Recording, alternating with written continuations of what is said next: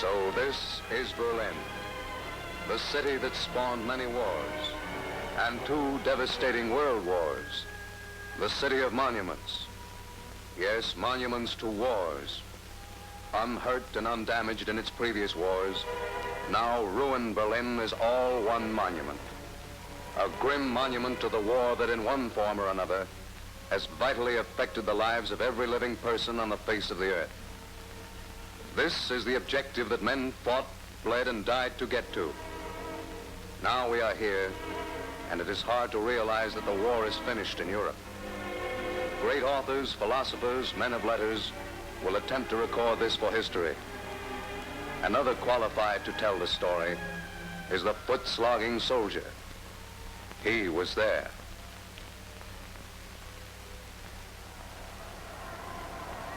Well, here it was at last, an official. Germany had tossed in the towel. People were letting off steam and having themselves one whale at a time. The way I figure, they'd earned it.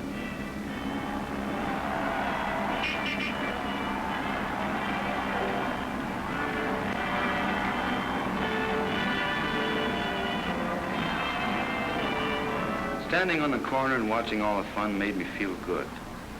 And yet somehow I couldn't get into the swing of it.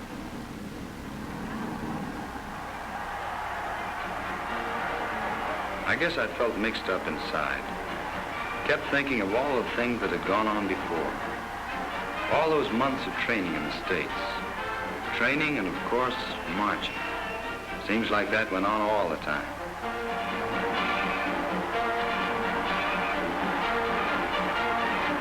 Then one day somebody blew a whistle and we piled into a ship. Days later somebody blew another whistle and we piled off.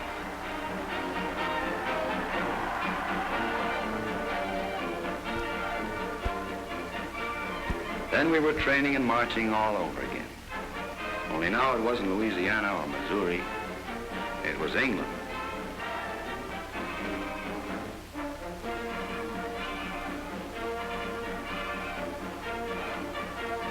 There were maneuvers and problems and then exercises. Funny thing about those exercises, you were always ready to bet that the latest one wouldn't be an exercise at all, that it would turn out to be the real thing. The company clerk heard it from the mess sergeant who had it straight from the colonel's driver. Yes, this time it would be the real thing.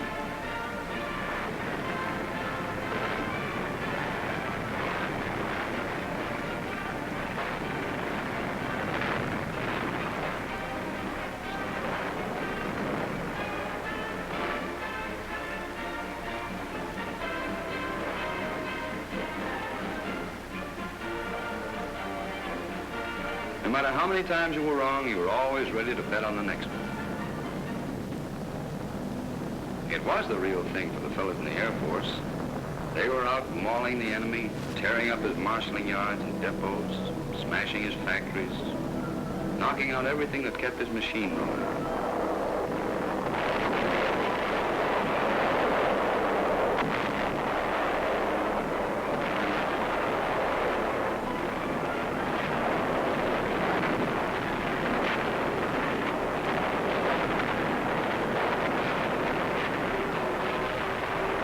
Luftwaffe and ground batteries used to hit back.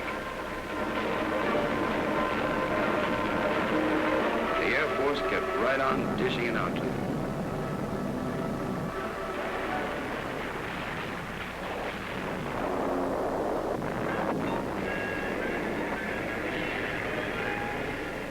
All those months, supplies kept pouring in. Mountains of them.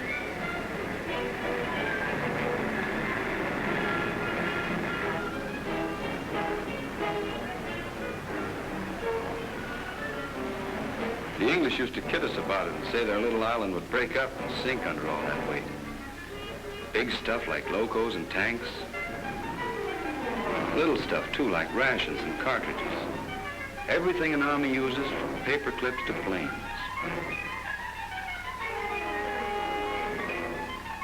Lots of planes. Tens of thousands with all their gadgets and equipment it takes to keep them flying. We needed a lot, too, because now the Nazi machine itself was to be hammered and the Luftwaffe written off the books.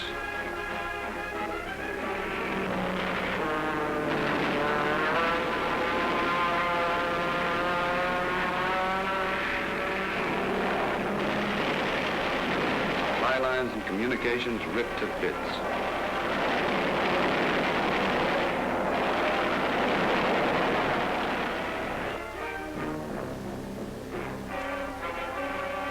It wouldn't be long now. You knew that when you saw the southern coast. Dinghies and destroyers, corvettes and cruisers, anything that would float was out there waiting.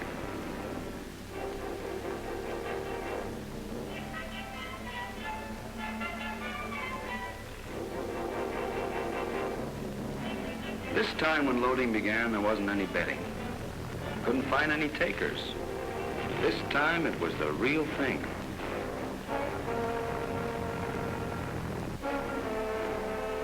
This was it.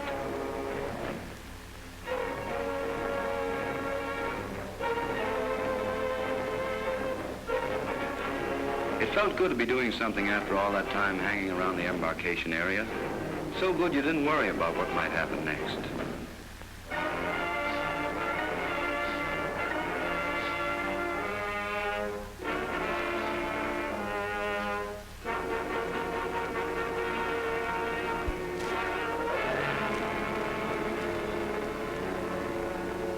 Cheerio, chum. See you in Berlin.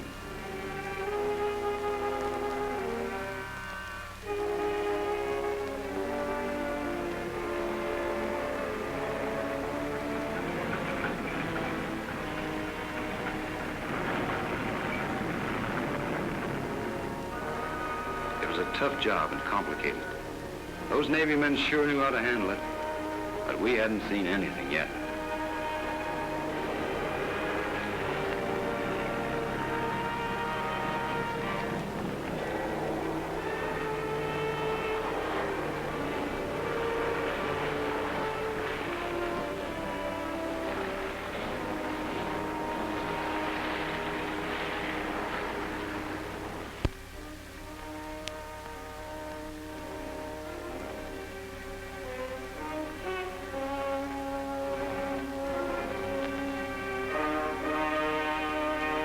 Then the hours began to add up. Hours like you used to put in when you were a kid, sitting in a dentist's waiting room. A fellow who played an instrument or could do a few stunts didn't have to look hard to find an audience.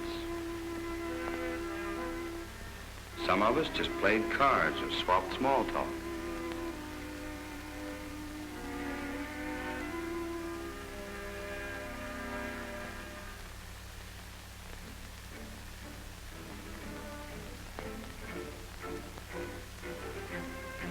And there were eager beavers, too.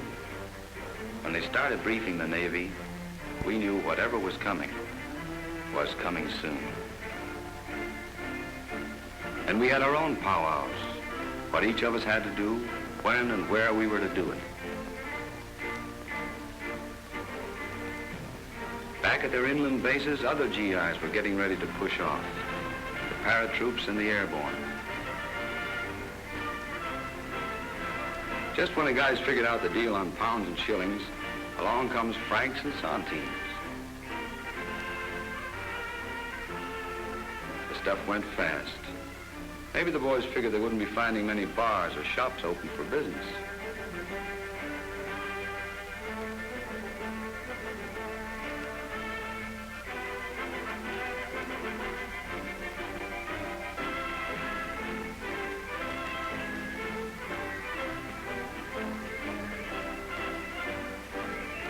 Pretty soon, men began to drop out of the games.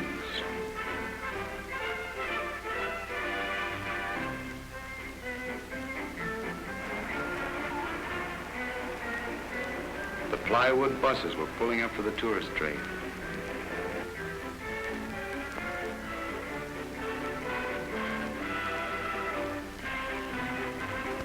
Then the big boss himself showed up.